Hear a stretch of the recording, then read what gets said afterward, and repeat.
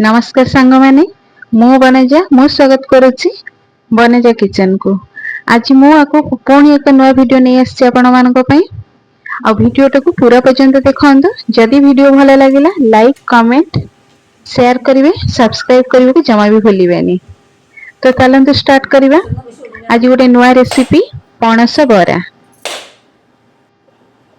तो फास्ट गोटे पणस आमे नेइचे एथिपाई आवश्यक जिनिस होची किछि आलू गोटे कि दुईटा बड़ आलू पणस को काटिकी मैं छोट छोट करके रखी देइछि। आ आवश्यक अनुसार गोटे पियाज 5 रु 6 किलो रसुण कंचा लंका टिके अदा। प्रथमे कौन करिवा ना आलू को काटी देबे भल भाबरे धोईकी पणस और आलू को भल भाबरे धोईकी ताको हमें फर्स्ट सिझेई दबा। प्रेशर कुकर रे दुईटा सीटी दे देले हमर पणस आलू भल भाबरे सिझी जेबा। आ एथिरे सामान्यतम आमे लूण पकेइबा भल भाबरे सिझी जिबा पई पणस। दुईटी सीटी रे सिझी जाई थाए।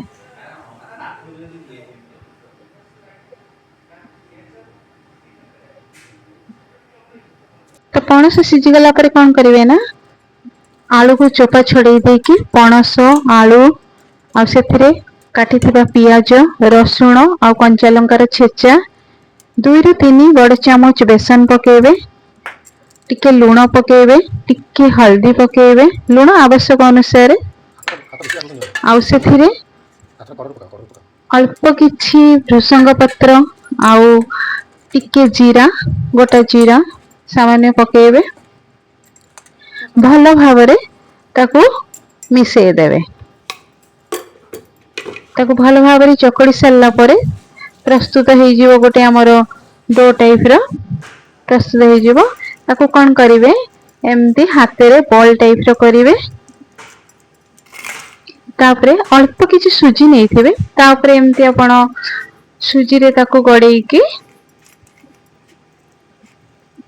शेप देबे ठीक से जेमती आपण शेप करि परिबे ठीक शेप देबे। तापरे आकू आपण छाणी परिबे आपण आकू छाणी पारंती बा गोटे तावा रे डीप फ्राई भी करि परिबे आपण को पसंद अनुसार आपण जेमती करि परिबे।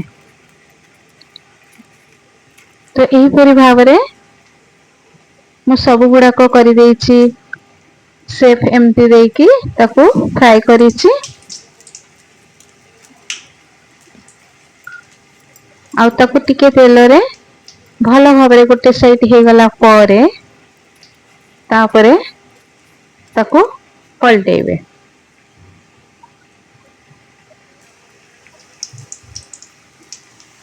मीडियम फ्लेम रे गैस रखिबे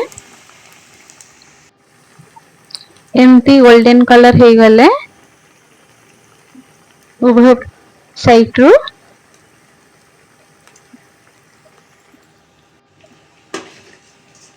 देखिबे उभय साइड रो गोल्डन कलर एमती हे गले एई भली भाबरे दुई साइड हे गले तापरे ताकू बाहर करी आनिबे। एबे देखंतु उभय साइड रो हे जाईछि बहुत भलो भाबरे कलर भी बहुत सुंदर आसीछि।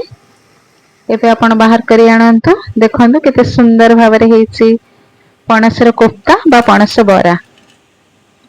भलो लागिले वीडियो टाको निश्चित भाबरे सब्सक्राइब करिवे और कमेंट देवा को भूलिबेनी। आपनकर कमेंट मते नुवा ब्लॉग पुणी आनिबा पई नुवा वीडियो पुणी आनिबा पई उत्साह देबो।